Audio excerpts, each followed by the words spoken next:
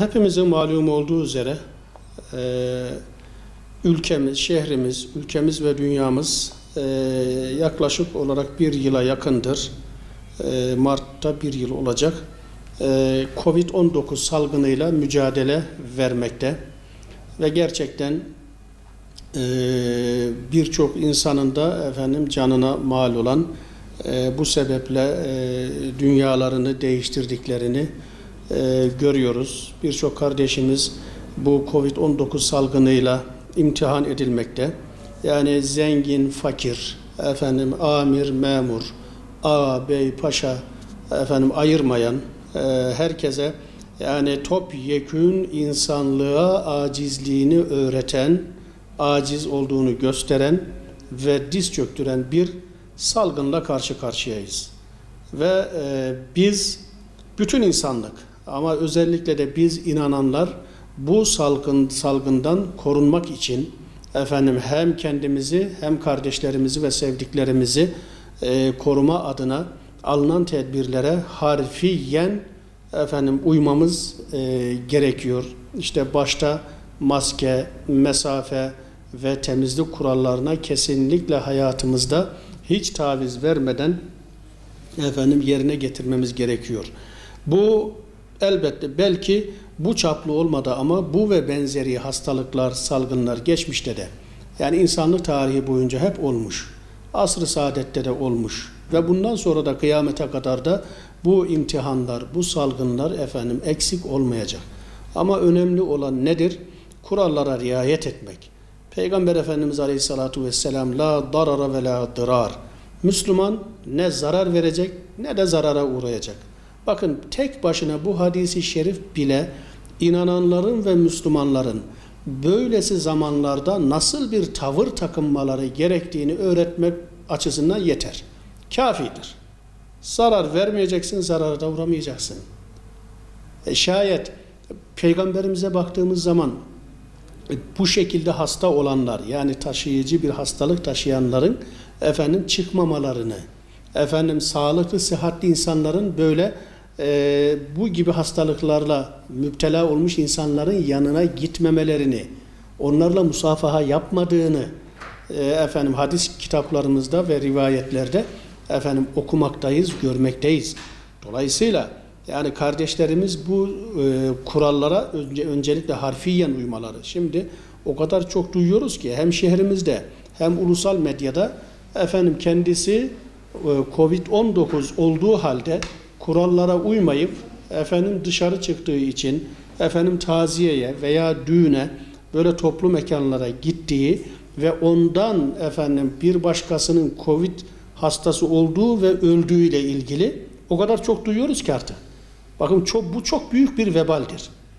Bir Müslümanın başka bir Müslümanın ölümüne sebep olması onu öldürmüş gibidir. Öyle onu öldürmüş gibidir. Allah korusun. Yani şimdi maalesef üzülüyoruz. Kendisi Covid'li veya temaslı karantinada kalması gerekiyor. Karantinada kalmıyor. Evi terk ediyor, evden kaçıyor veya yurttan kaçıyor. Bunlar büyük sorumluluğu gerektiren hareketlerdir. Kesinlikle biz hiçbir zaman bunlara tevessül etmeyeceğiz. Cenab-ı Allah bizlere Kur'an-ı Kerim'de وَلَا تُلْقُوا بِاَيْد۪يكُمْ اِلَى التَّهْلُكَةِ kendi ellerinizle kendinizi tehlikeye atmayın. وَلَا تَقْتُلُوا اَنْفُسَكُمْ nefislerinizi öldürmeyin. Ve o kadar çok ki hem ayeti celileler hem hadisi şerifler. Onun için bizim herkesten daha fazla bu konuda duyarlı olmamız lazım. Kendimiz için, çoluk çocuğumuz için, sevdiklerimiz için, inananlar için ve bütün insanlık için her birimiz harfiyen bu kurallara, bu tedbirlere uymak hem insani hem de dini vazifemiz ve vecibemiz.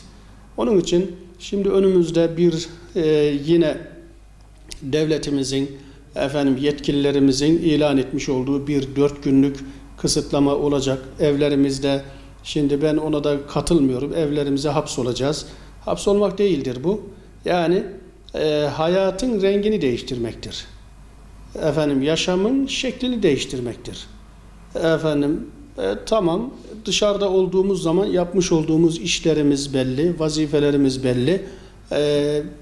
Biz inananlar için hiçbir zaman çaresizlik yoktur. 4 gün evimizde kalacaksak o zaman ne yapacağız? Değerlendireceğiz. Hayat şartlarımızı ve şeklini değiştireceğiz. Çocuklarımızla beraber evlerimizde cemaatle namaz kılabiliriz. Efendim bütün Müslümanların hep yakındıkları, hep ah vah ettikleri bir durum var. Hiç zaman bulamıyorum. Aileme zaman ayıramıyorum. Çocuklarıma zaman ayıramıyorum. Efendim hiç zaman bulup da okuyamıyorum. İşte zaman 4 gün evdeyiz. İstediğimiz gibi. Kur'an-ı Kerim okuyabiliriz. Bilmeyenler Kur'an-ı Kerim öğrenebilir. Bugün imkanlar, her türlü imkan mevcut. Efendim bilenler Kur'an-ı Kerim okuyabilir. 4 günde hatim yapabilirler. Efendim Kur'an-ı Kerim'in manasını okuyabiliriz. Yahu şu 4 günde Peygamber Efendimiz Aleyhisselatü Vesselam'ın bir hayatını okuyayım diyebilir. Veya daha farklı hem dini hem böyle gündemi ve toplumu ilgilendiren ilmi eserler, kitaplar okuyabiliriz. Efendim namazlarımızı çoluğumuzla çocuğumuzla beraber cemaatle kılabiliriz. Efendim 4 gün şöyle dünyadan zaten neredeyse tamamen dünyevileşmiş bir hayatımız var. Hiç değilse şöyle 4 gün bir muhasebe, bir hesap. Efendim nereden geldim, nereye gidiyorum, nasıl gidiyorum, efendim yanlışlarım ne, doğrularım ne, bir hesap. Efendim teraziye şöyle hasenatımızı ve seyyiatımızı, iyiliklerimizi ve kötülüklerimizi şöyle bir tartmak için nedir? Bir fırsattır, bir imkandır. Allah ile baş başa kalmak için fırsattır. Kur'an'la baş başa kalmak için bir fırsattır. Peygamber Efendimiz Aleyhisselatü Vesselam ve onun yoluyla baş başa kalmak için bir fırsattır. Yani şöyle biraz da yani İbn Abbas'ın dediği gibi bir anlık tefekkür 1000 yıllık nafile ibadetten daha evladır. Tefekkür edelim. Bütün peygamberlerin hayatında var uzlet. Peygamber Efendimiz zaman zaman giderdi Hira mağarasında. Rabbi ile baş başa kalırdı. Musa peygamber Tur Dağı'nda Rabbi ile beraber kaldığı